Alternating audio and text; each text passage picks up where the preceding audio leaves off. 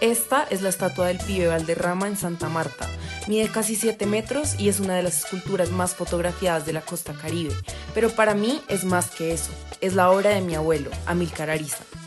Esta es su historia y también es la historia de miles de colombianos que tuvieron que elegir entre su tierra y sus sueños. Mi abuelo nació en Riohacha, La Guajira, en los años 40. Creció en una época en que la costa Caribe estaba completamente aislada del resto del país.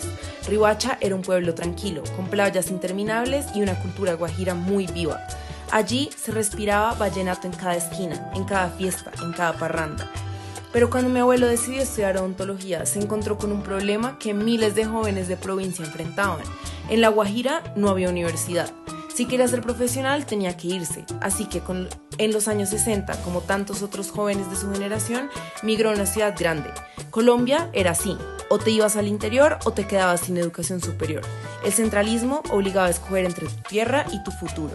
Mi abuelo llegó a la ciudad siendo prácticamente un niño. Tuvo que adaptarse a un mundo completamente diferente, el frío de Bogotá, el ritmo acelerado, el centralismo andino que a veces miraba con desprecio a los costeños. Pero él no perdió su identidad.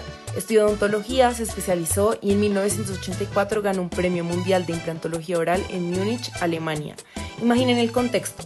Colombia en los años 80 estaba viviendo la época más violenta del narcotráfico.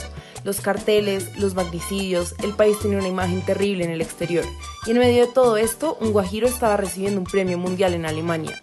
Esa era la otra Colombia, la de las personas trabajando, creando, demostrando que éramos mucho más que la violencia. Pero algo pasaba por dentro de mi abuelo. A pesar de su éxito como odontólogo, había algo más que lo llamaba: el arte. Después de años como odontólogo exitoso, mi abuelo tomó una decisión arriesgada: dedicarse de lleno a la escultura monumental. No era solo un cambio de profesión, era una misión. Quería que la cultura costeña, la cultura guajira, tuviera presencia en el espacio público colombiano. Como siempre, Colombia había llenado sus plazas con estatuas de generales, de políticos, de próceres de la independencia, etc. Casi todos del interior del país, pero ¿dónde estaban los íconos de la costa? ¿Dónde estaba representada la alegría, el vallenato, la identidad caribeña? Mi abuelo decidió cambiar eso, y además él no solo esculpe, también compone vallenatos. Para él, la música y la escultura son dos formas de hacer lo mismo: celebrar y preservar su identidad.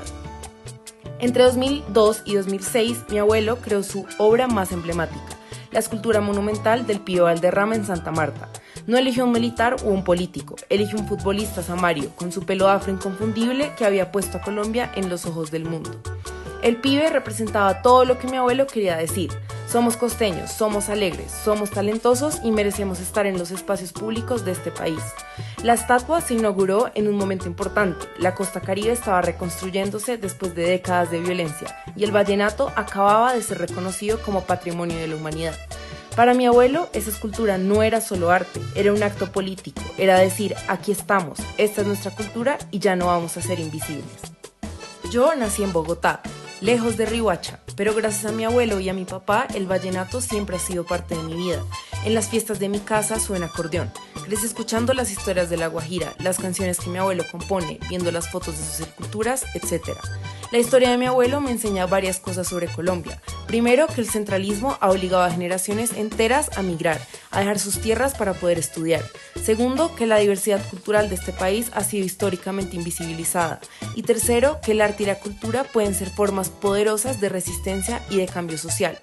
Mi abuelo no solo hizo esculturas, construyó memoria colectiva, le dio a la costa Caribe un espacio en el imaginario nacional y me enseñó que mantener tu identidad, incluso cuando estás lejos de tu tierra, es un acto de resistencia.